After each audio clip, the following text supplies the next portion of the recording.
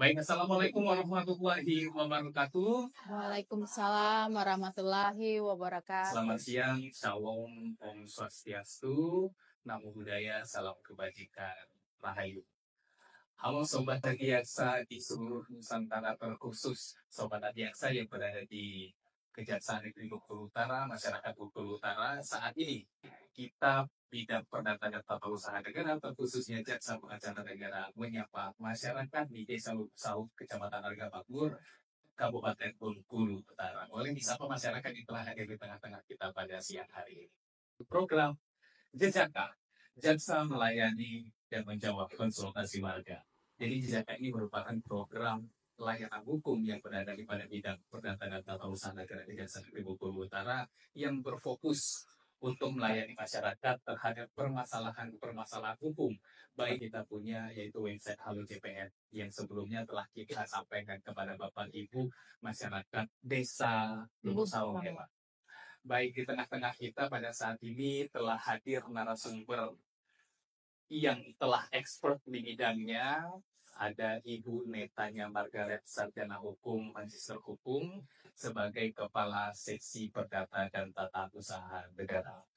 Jadi Ibu, Ya. terhadap website Halo JPN pada hari ini telah masuk pertanyaan kita. Satu, ada yang bertanya, apakah pembatalan pernikahan itu sama dengan perceraian? Nah, ini, tapi jangan sampai ini menjadi acuan Ibu, ini kayaknya udah ada langkah-langkah. Kayaknya udah membatalkan pernikahan atau perceraian gitu. Jadi jangan sampai gitu ya. Pertanyaan yang kedua, jika kita mengangkat anak, apakah bisa kita buat aktanya atas nama suami kita? Dan pertanyaan yang terakhir ini terkait perbankan dan mungkin juga menjadi salah satu case permasalahan yang sedang kita hadapi sekarang itu yang sedang kita mediasi terkait perbankan.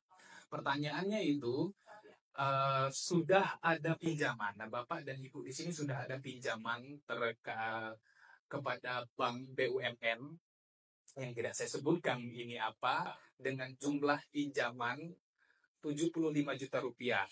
Nah, sampai dengan saat ini, pinjaman tersebut sudah berjalan lebih kurang 70% berdasarkan informasi debitur berarti ya. Nah, sekarang debitur tidak mempunyai kemampuan untuk melakukan pembayaran selama hampir kurang lebih 1 tahun. Namun dari pihak perbankan baru 1 kali datang dengan solusi harus bayar. Nah, pertanyaannya, bagaimana hukumnya jika debitur atau yang berhutang tidak bisa membayar lagi? Apakah hukumannya? Adakah solusinya? Nah, oke. Pertanyaannya yang pertama tadi mengenai pembatalan perkawinan apakah sama dengan perceraian? Ya, itu ya.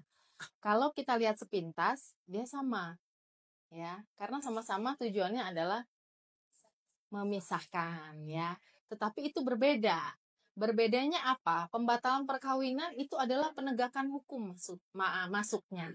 Dan itu adalah wewenang dari bidang perdata dan tata usaha negara sesuai dengan yang diamanahkan oleh undang-undang.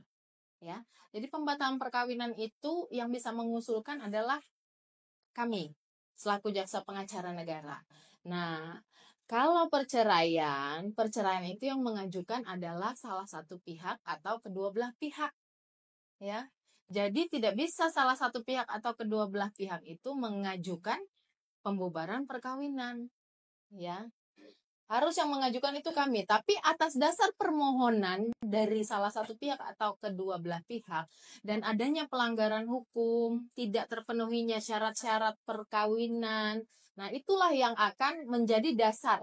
Jadi kami juga selaku lembaga negara yang bisa mengusulkan atau diberi wewenang untuk melakukan pembatalan perkawinan itu harus memenuhi persyaratan. Ada langkah-langkah dan prosedur serta persyaratan yang harus dipenuhi warga negara Indonesia yang menikah dengan warga negara asing.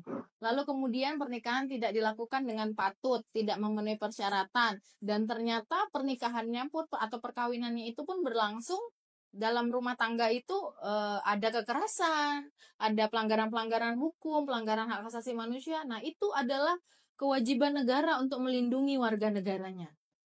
Itulah penegakan hukum, maka kami mengusulkan pembatalan perkawinan. Itu dia ya, seperti itu kalau untuk pembatalan perkawinannya. Tapi timbul pertanyaan, bentuk dari keabsahan pembatalan perkawinan itu bentuknya seperti apa? Kalau sepemahaman mungkin masyarakat ini, kalau perceraian berarti nanti adanya timbulnya kata perceraian.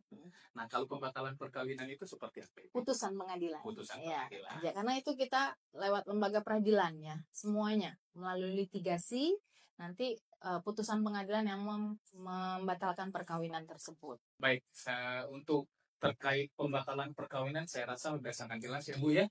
Sekarang kita masuk ke pertanyaan yang kedua Ibu Teta.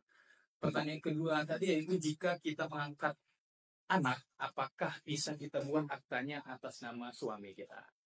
Oke, untuk mengangkat anak itu ya, persyaratan-persyaratan dari pengadilan sendiri yang harus dipenuhi.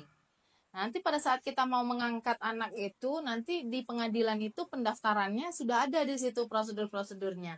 Termasuk juga di situ salah satunya adalah nama anak. Nah, otomatis nanti nama anak di situ yang tadi menggunakan nama Betul. suaminya ya. Betul. Maksudnya tuh mungkin belakangnya ya, biasanya ya, penempatan nama BIN-nya ya. Betul. Nah, itu nanti di situ juga akan ada tertulis di dalam formulir yang disediakan oleh pengadilan itu untuk mendaftarkan adopsi, ya, itu dia. Nah, nanti Pak, kalau dia sifatnya perwalian, menjadi wali dari anak itu juga nanti kan akan dibahas karena pada saat itu kan melalui proses litigasi nanti, melalui proses persidangan, pada saat itu juga bisa kita ajukan.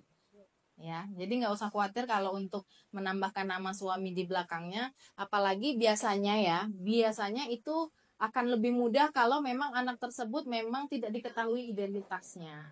Ya, tapi kalau memang dia anak itu diketahui identitasnya, karena BIN itu kan belakangnya itu biasanya syariat agama ya. Nah, itu dia. Kalau dia biasanya sudah diketahui identitasnya anaknya, biasanya tidak bisa untuk mengganti, atau ada persyaratan lain itu tidak bisa seseorang dipidana karena tidak mampu membayar hutang. Ya, jadi pidananya tidak bisa. Tapi yang bisa adalah di situ kan sudah ada perikatan, ya Pak ya. Di situ sudah ada perikatan, kecuali nanti ada pelanggaran pidana ya. Misalnya apa? Maksudnya kita harus bisa membedakan.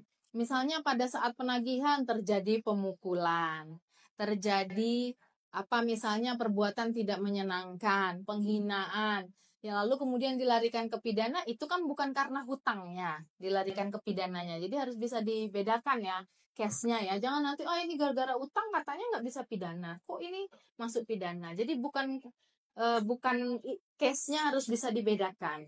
Lalu apa yang akan terjadi pada debitur yang tidak lagi bisa membayar hutangnya? Jadi kan seperti sudah saya sampaikan bahwa ada perikatan di situ. Ya, pada saat kita mengajukan pinjaman dan pinjaman itu kemudian dikabulkan oleh pihak bank, itu sudah ada di situ apa yang akan terjadi seandainya terjadi wan prestasi atau ingkar janji. Ya, kita sudah punya perjanjian setiap bulan mencicil sekian, sudah diberi keringanan. Biasanya itu nanti ada pengiriman somasi untuk membayar tagihan. Lalu kalau tidak bisa membayar lagi bagaimana? Kalau ada jaminan, maka biasanya klausul ya, biasanya klausul yang ada di dalam perjanjian hutang piutang di bank itu atau perjanjian kredit bank itu, ada klausul bahwa agunan akan dilelang. Agunannya akan dilelang kalau memang kita sudah menyatakan tidak sanggup lagi, apa yang diagunkan akan dilelang, tetapi berapa harga lelangnya itu nanti juga bukan serta-merta sesuka hati, itu ada harga penilaiannya yang harus dinilai oleh pejabat yang telah bersertifikasi sebagai penilai, ya. Ada harga penilaiannya, dan berapa yang akan ditarik oleh bank adalah sebanyak sisa hutangnya. Jadi kalau misalnya rumahnya seharga 1 M, ternyata sisa hutang di bank itu hanya sebesar 200 juta, ya yang diambil bank hanya yang 200 juta. Sesuai dengan haknya, sesuai dengan sisanya. Lalu kelebihannya dikembalikan kepada pemilik agunan ya. Jadi seperti itu. Jadi itu disesuaikan dengan perjanjian yang sudah kita tanda tangani pada saat kita mengajukan kredit. Baik. Itu ya.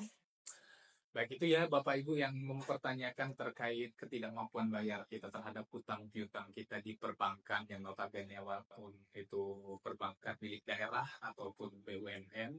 Mungkin begitu ya Bapak Ibu semua terkait pertanyaan-pertanyaan yang telah disampaikan kepada kita. Mudah-mudahan bisa menjawab dan memberikan solusi terhadap permasalahan-permasalahan Bapak dan Ibu terkhusus masyarakat Luwu Sawung. Saya Robin Afriansa selaku moderator atau pembawa acara dalam program Jejaka Kejaksaan Negeri Bengkulu Utara dan kepada Ibu Netanya selaku narasumber beserta terkhusus masyarakat Desa Luwu Sawung yang sangat-sangat kami cintai, yang sudah sangat antusias mendengarkan dan untuk mendapatkan edukasi dari Kejaksaan Negeri Bengkulu Utara. Sekali lagi kami ucapkan mohon pamit undur diri, sampai jumpa di program Jejaka selanjutnya. Boleh tepuk tangan dong. Jejaka Kejaksaan Negeri Bengkulu Utara. Jejaka